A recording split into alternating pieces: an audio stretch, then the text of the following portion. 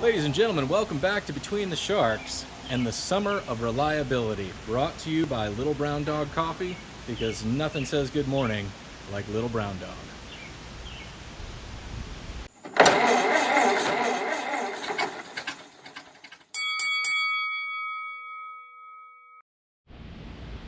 You see, it's kind of like not having your old car. It's like just having your car.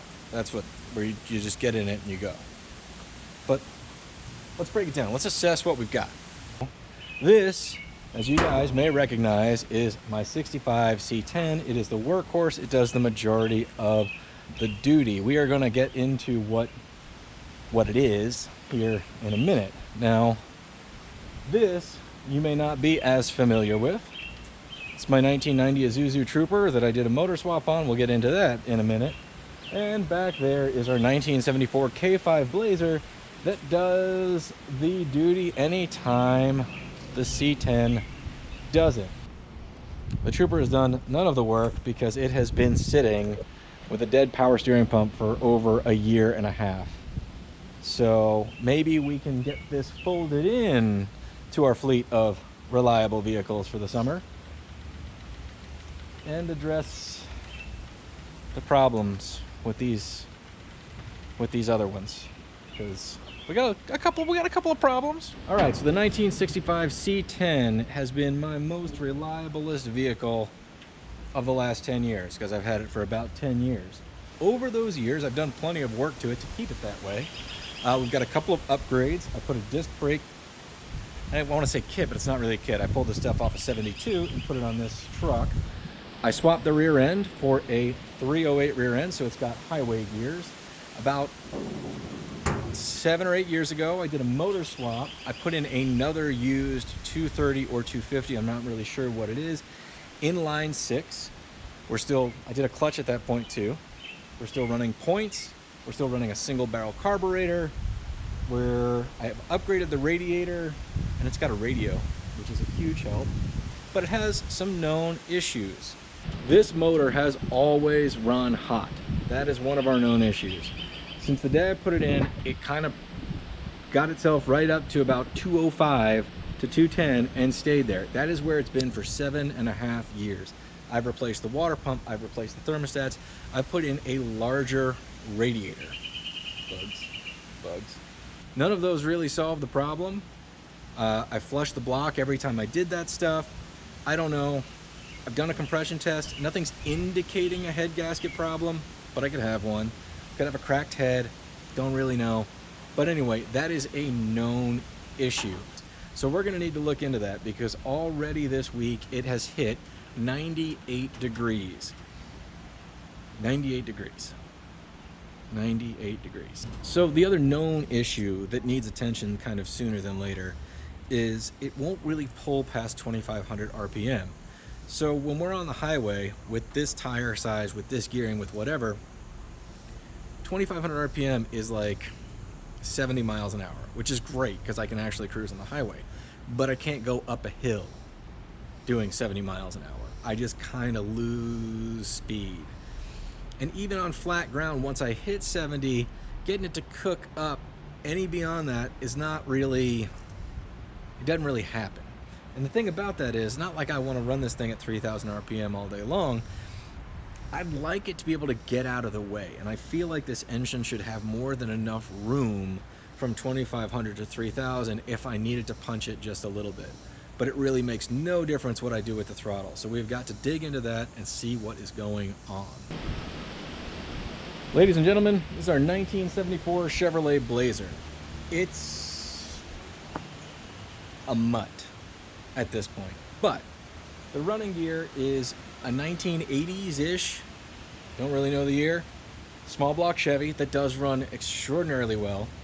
Behind that is a 700 R4 overdrive transmission. This is a carbureted engine though, so the overdrive is kind of rigged that way. The thing also has 308 gears, which means its power range, it's kind of happy at 2,500 RPM doing 70 miles an hour, but it doesn't really want to be in overdrive until right about 80. But that's, you know, that's not really our reliability issues.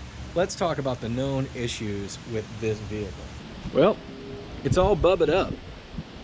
Like a lot of bubbas have had their hands on this thing, messing everything up. And I'm trying to undo that as we go. This truck does indeed have some known issues, besides being generally bubbled up. The steering is extremely sloppy. I'm pretty sure the shifter is getting looser and looser, so we'll need to look at all of that stuff. Maybe it's not a big deal, maybe it's a massive deal. We'll see when we get into it, but I think we've got to improve it to continue the type of driving that we're doing. And, you know, really, like, we kind of want to stay safe out there too. Like, it's not just about getting home, but we'd like to do it in one piece if at all possible.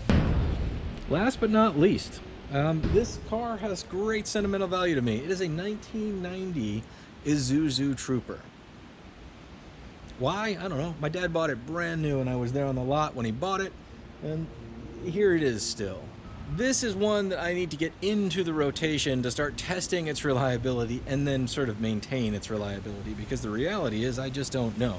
The engine that was in here was fine. However, the transmission that was in here was a 4L30E, and they are basically French-made hand grenades put into all sorts of weird cars with GM motors. Now, the nice thing is this was basically an S10 with some important differences, but we don't need to go into those now.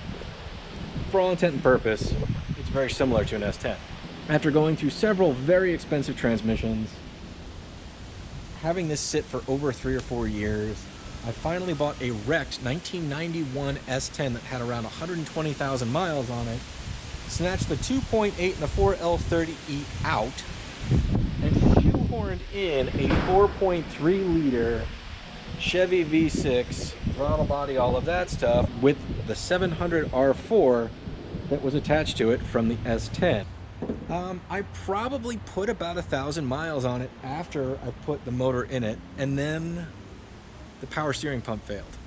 And it has been laid up for another 1.5 years. It's kind of remarkable, like, you do all this work on a motor swap, trying to get something back on the road after it's sat forever, and then the first little problem, I didn't have the energy to dive in. I just couldn't have something else go wrong. So there it's sat. And that's not, you know, that's not the way it ought to be. This thing has a lot going for it. It's extremely comfortable. It's a joy to drive. And it potentially has AC. There's no reason this can't be reliable. The other known issue besides the power steering pump that I have is my throttle linkage isn't right. Meaning it pulls from the wrong place, so that you gotta like really get into the gas, nothing happens, and then it like snaps and like accelerates really fast. And this thing stock has 456 gears, so when it jumps, it jumps. And maybe if we can resolve all of those problems, we can start working on this dark horse. This is my murder van. I bought this thing sight unseen in 2015 in Los Angeles, California. Flew there, got off a plane, bought the van, drove it all the way up the coast, drove it all the way back to the East Coast. The only problem that I had was a blown tire. Now granted, this engine has the worst blow-by I have ever seen, but that didn't stop it from running. But here it sits. And I kind of remember why I parked it. Parked it because of a few minor problems, and well, the years just pass. But it's about time this is back in rotation as well. All right, so that's the plan here on the Between the Sharks Summer of Reliability. Keep that thing going, get that thing into rotation, and if that works out, get the van back in rotation.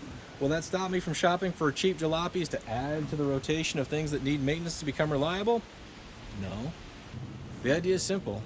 Keep these cars running, or get them running to the point that 100 miles a day in 100-degree heat is not a concern. That basically the expectation is that when you get in the car and you start it, it's going to get you where you want to go, and it's going to get you right back. But yeah, good luck on your projects out there. At the very least, you know, maybe it'll inspire you to drive yours a little more often, because they're gonna be okay, I think. Oh yeah, they'll be okay. be okay. If they're not, we'll fix them and we'll make them okay, right? That's how this works. If we break them, we break them. You know, if they explode, we'll fix them. Yeah. Anyway, thanks for watching. We'll see you next time on Between the Sharks.